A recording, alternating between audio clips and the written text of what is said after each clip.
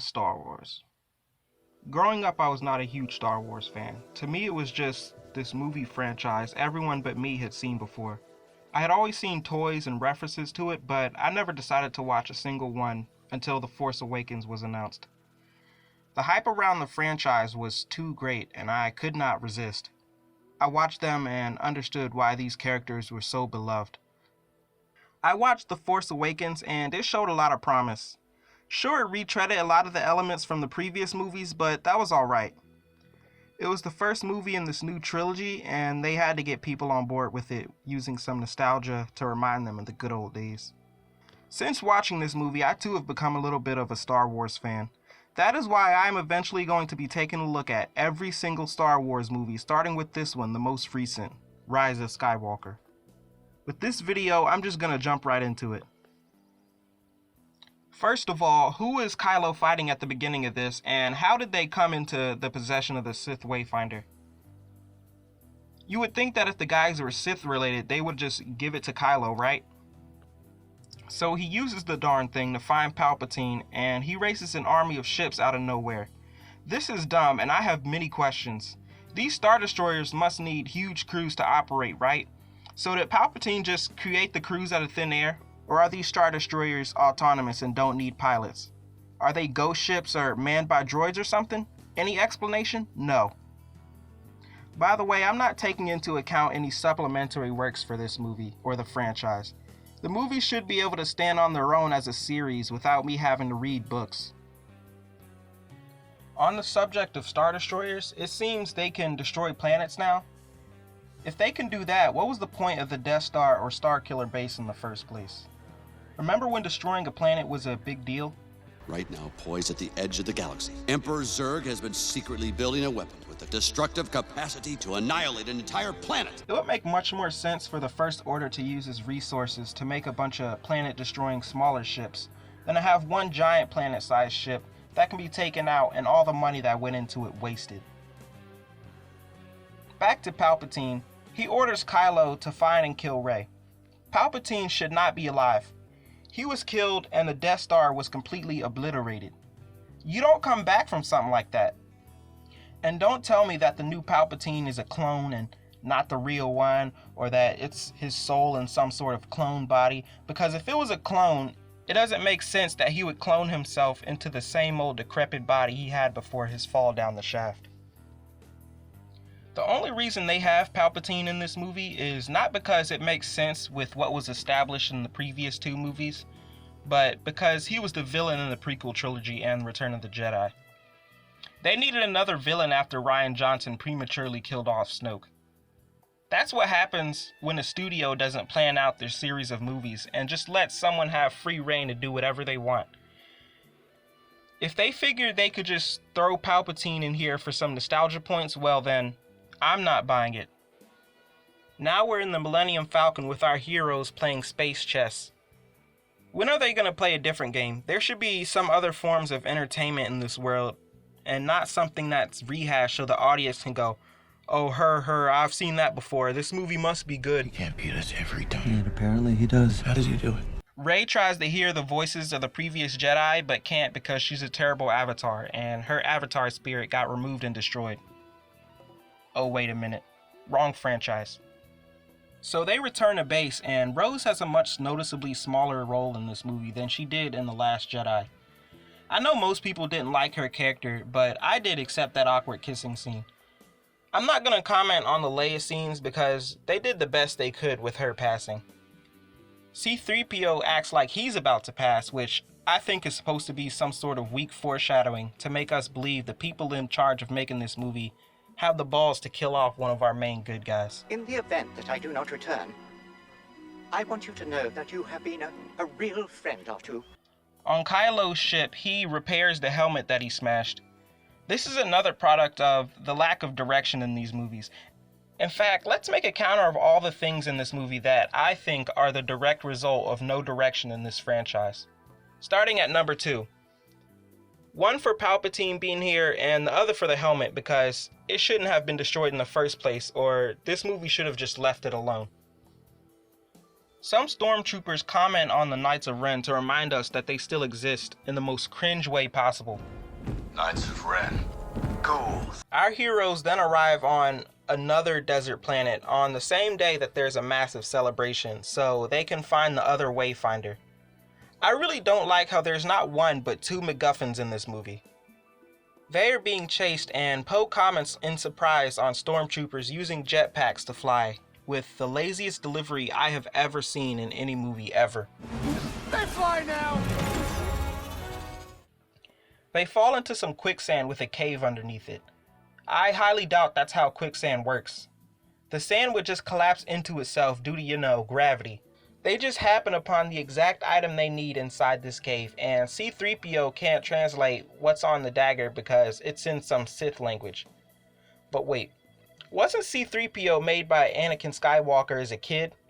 Why would he have this restriction? Fuck it. Rey uses her Force Jesus powers to heal a giant worm, and they make it out. They find a ship, and Rey senses Kylo, so she goes to face him. Chewie follows and gets captured. Rey should have just gone with the crew on the ship and flown away. Kept her eye on the mission. Kylo speeds towards Rey, and she turns around and then looks back. Why would she do this instead of just facing the ship?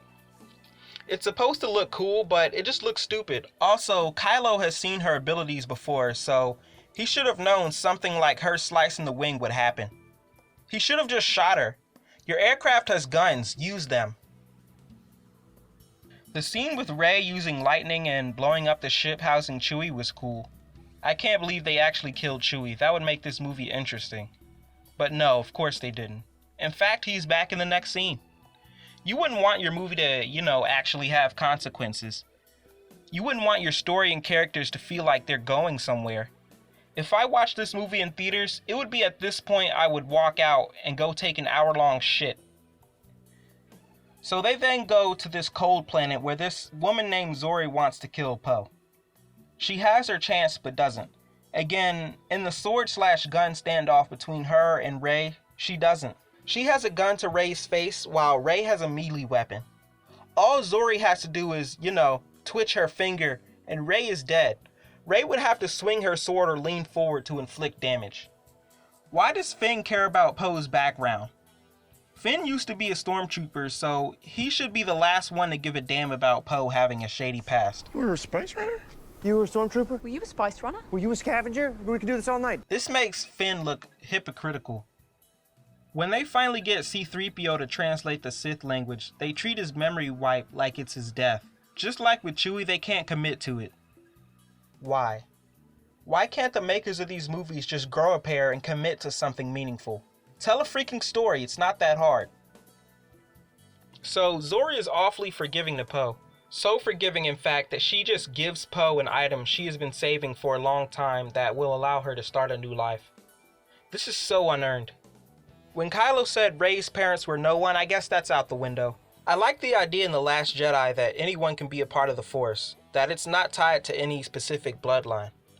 I don't like that it is, again, focused on the lineage of the characters with Rey now being a Palpatine. This definitely was not the plan, especially in The Last Jedi. Now this Sith dagger does not make any sense. Why would someone create a dagger that lines up just perfectly with the Death Star wreckage that shouldn't exist? You have to stand in this one exact place and hold the dagger in this one exact spot to reveal the location. What? Also, why hasn't the First Order tracked down this Wayfinder yet?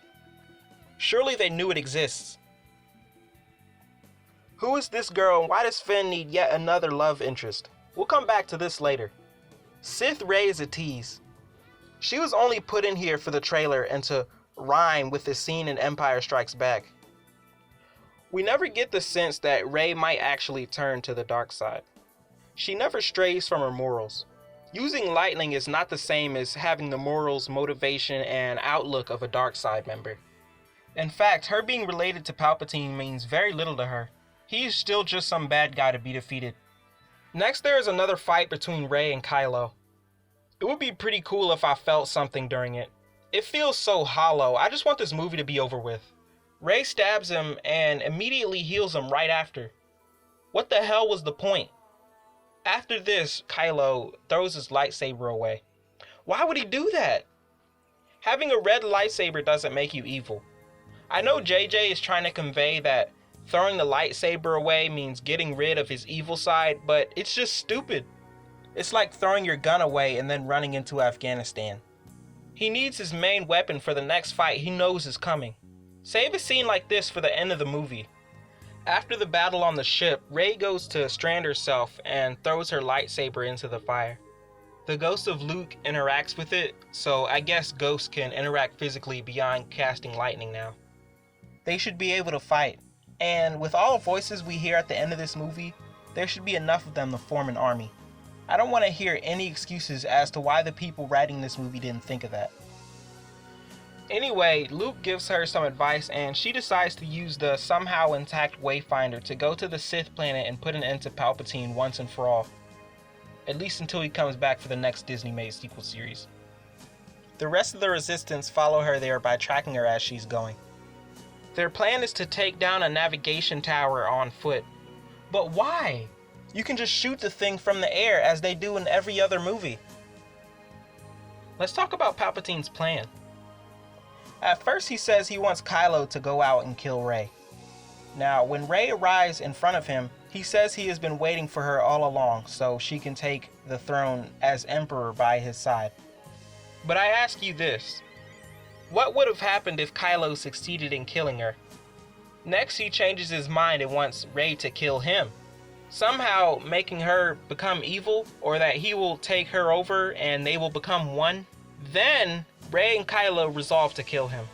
He gets mad and tries to kill them. Why? He's getting what he said he wants by them killing him. He needs not fight them. Then he realizes he can steal their life force directly. If he could do that, then he should have done it in the first place. Back to the battle outside, they copy the "There is more of us" scene from Avengers Endgame that came out earlier the exact same year. Disney executives, the writers, directors, someone should have noticed this when both of these movies were in the writing phase. The moment in this film is much less impactful than in Endgame because most of the reinforcements are just a bunch of nondescript, faceless nobodies. In Endgame, the reinforcements are heroes and factions we have seen throughout the different installments of the series. They have earned their right to show up in the final battle. These nameless ships driven by nameless pilots did not. Lando is here, but he has no real connection to any of the movies in this trilogy. He exists only to drum up cheap excitement from nostalgia. Zori doesn't matter either. I don't care about her character, and I'm still questioning her sudden change of heart. All of the ships should not have been able to find the Sith planet anyway. They don't have wayfinders, they didn't track, and you can't ask me to suspend my disbelief. This movie has exhausted me of that way too much already. Inside, Palpatine tries to kill Rey after she is revived by the voices of the past Jedi. He uses his lightning attack that has gotten countered many times before easily. He should have tried to steal her life force again. Why doesn't he? He gets countered. Why is he doing this? He should know by now that lightning doesn't work in these situations. Why doesn't he just turn off his lightning? Is it like he's taking a piss? He can't turn it off once he gets going? Rey ends up killing him, but she doesn't become a Sith like Palpatine says she would. When taken as a whole, this undermines the sacrifice Darth Vader took when he threw him down the shaft, so Luke didn't have to go dark by killing him himself. Rey dies and somehow Kylo learns force healing and revives Rey. Okay, so Kylo just unlocks the ability Anakin spent his entire life trying to obtain? Alright, that makes perfect sense. Rey and Kylo then share an awkward kiss before he somehow dies. After everything is done with, they patronize the audience by giving Chewie the medal that he never got in A New Hope. Who asked for this? Rey goes to Luke's old place on Tatooine and lays Luke and Leia's lightsabers to rest. It's actually touching. She now has a new orange lightsaber. What was the point of showing us that now that the movie is over? It's like getting the ultimate weapon in a Final Fantasy game after you've already beaten it, and there's no post-game content. It also, in general, detracts from the closure of the scene. Let's take a breath and talk about the characters. Finn. Finn's character is wasted. He was my favorite from The Force Awakens, and I had high hopes for him. John Boyega himself is a cool dude. I'll never forget the moment he escaped with the blood of his comrade on his helmet. I'll never forget when he picked up that lightsaber to face Kylo Ren. He has nothing to do in this movie except bicker with Poe. How do you know how to do that? As I said before, it makes him look hypocritical. As someone that was a stormtrooper, didn't like what he was doing, and changed for the better, he should understand Poe and his background. Not act like some self-righteous asshole every time Poe does something shady for their benefit. And what is going on with Finn and his love interests? In the first movie, he had a crush on Rey, but we can't have a black man and a white woman together in a Star Wars movie. That would be way too progressive. Let's replace that with a black man and an Asian woman. Oh well, I guess that's bad for the Chinese markets, and people don't seem to like Rose that much, so let's change that again. Here we go. A random throwaway character everyone can be happy with. That's better, right? Right? Rey. I don't buy Rey's dark side transformation. Though her being a Palpatine does explain her unnaturally gifted Force abilities. Most other Jedi train for years to hone their abilities, even gifted ones. Leia. I always already saw Leia as sort of a Jedi, and because of that, her training scene didn't bother me that much. And yes, all of her scenes are slightly awkward, but they did the best they could. Ben Solo. Kylo Ren was another good part of this series, along with Finn, but he couldn't carry this movie like I think he did with The Last Jedi. Still, Adam Driver had a solid performance in this one. Here's my conclusion. Rise of Skywalker relies way too much on nostalgia, much more than it should. It's okay for The Force Awakens because that is the movie that is meant to get the audience of prior fans and newcomers alike on board with the new series. By the time of this, the third movie comes around, it should be past trying to rehash moments from past installments. The new series should be able to get the audience invested and cheering on its own merits. This movie is simply bad, and it's an unsatisfying conclusion to the new Star Wars universe. What did you think of this video and The Rise of Skywalker? I'm going to be doing all the Star Wars movies at some point, but not at once.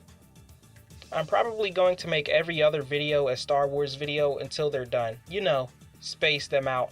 I'm glad that I've passed my goal of 10 subscribers. That's double what I had last week. Please like and subscribe if you haven't already so you'll know when I upload the rest of this series. Have a good one.